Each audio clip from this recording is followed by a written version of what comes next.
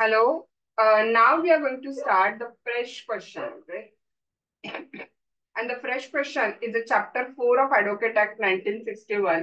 It is actually a short note question. Okay. Many times this question may be asked in examination as a short note, and the title of the question is a right to practice.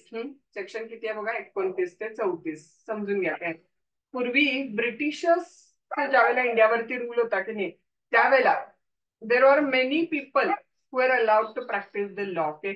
Mukhtar, leader, lawyer, advocate, even layman's पण काय करायचं तर practice करायचे हा जो advocate act 1961 आला की नाही ह्यानं other all category of the people who were previously allowed to practise the law सगळ्यांना काय करून टाकलं सांगा तर अबॉलिश करून टाकलं आणि आता राईट टू प्रॅक्टिस हा फक्त एका व्यक्तीला आहे आणि तो कोण आहे सांगा तर advocate. So right to practice of an advocate under section 29 to 34 is the short note question or maybe ask for a broad question we are going to deal. Okay, I'll share the screen with all of you and we will deal with this particular question.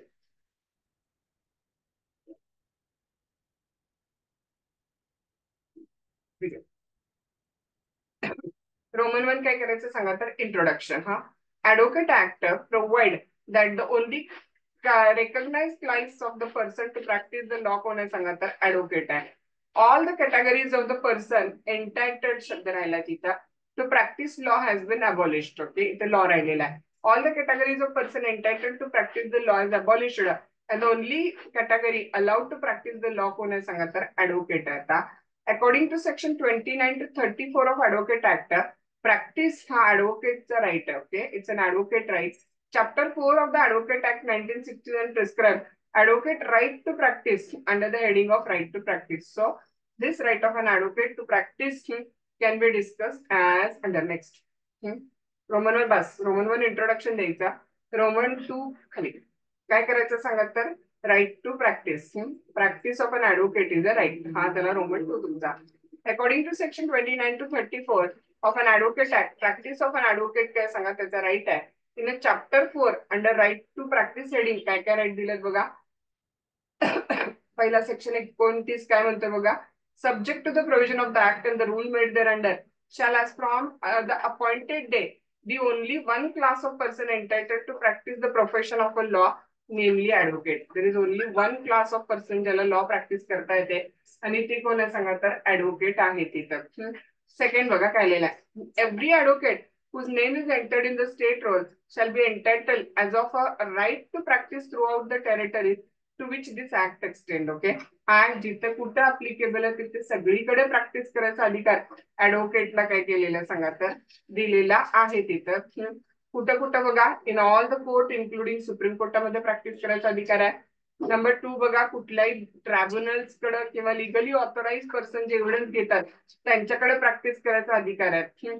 before any other authority or a person before whom advocate is by or under any law for the time being enforced entitled to practice. किंवा दुसरी कुठली authority जे evidence वगैरे घेतात त्यांच्याकडे practice करायचा अधिकार ऍडव्होकेटला आहे. तिसरा मुद्दा no person shall on or after the appointed day be entitled to practise in any court or before any authority or person unless is enrolled as an advocate under this act. फिरवून फिरवून तेच वाक्य लक्षात घ्या. तुम्ही advocate म्हणून practice तोपर्यंत करू शकत नाही जोपर्यंत तुम्ही ऍडव्होकेट म्हणून एनरोल्ड आहे. Power of high court to make a rule चौथा मुद्दा त्यातला 34 section. The high court may make a rule laying down the condition subject to which an advocate shall be entitled to practise in the high court and the court subordinate thereto. त्याचे rule कोण बनवत असते तर high court rule बनवत असते तिथं. Roman 3 करायचा condition for the right to practice.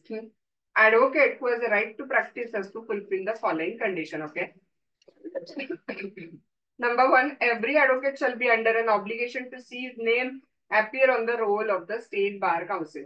पहिला मुद्दा तुमचं स्टेट बार काउन्सिल कडे नाव लागलेलं असायला पाहिजे as an advocate. Number 2, advocate shall not enter into a partnership or other arrangement for sharing remuneration with any person or any person or legal practitioner who is not advocate. Okay, तुम्ही advocate नसलेल्या कुठल्याही profession मध्ये partner किंवा कुठल्याही profit sharing करायला नाही पाहिजे. तिसरा मुद्दा, every advocate shall keep inform the bar council on the roll of his name enter of the change of his address. ऍडव्होकेटचा पत्ता किंवा काही चेंज झाला तर बार काउन्सिलला वेळोवेळी कळवायला पाहिजे. हा, advocate who voluntarily suspend his practice for any reason whatsoever shall intimate by registered post to the state bar council. काही कारणाला तुम्ही तुमची प्रॅक्टिस जर सोडून दिलेली असेल तर तुम्ही कुणाला कळवायला पाहिजे सांगा, तर स्टेट बार काउन्सिलला कळवायला पाहिजे तिथं.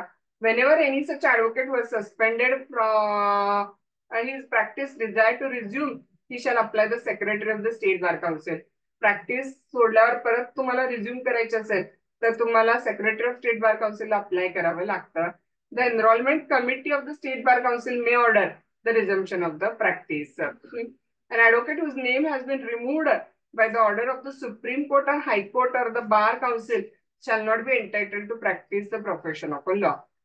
तुमचं नाव जर बार काउन्सिलनं रिमूव्ह केलेलं असेल तर तुम्हाला प्रॅक्टिस करता येत नाही. No advocate shall be entitled to practice if in the opinion of the council is suffering from such a category of disease make practice of law an hazard to the health of others. जर त्याला असा काय आजार झालेला असेल की बाकीच्यांचा health धोक्यात येते तर असंही व्यक्ती प्रॅक्टिस ऑफ लॉ करू शकणार नाही. ओके, परत फिरवून लास्ट पॉइंटला येतोय तोच मुद्दा आहे. राईट टू प्रॅक्टिस फक्त कोणाला सांगा तर ऍडव्होकेटला आहे. One who argues the right to practice is not right of advocate only. One who argues that right to practice is not the right of advocate only. Cite the following.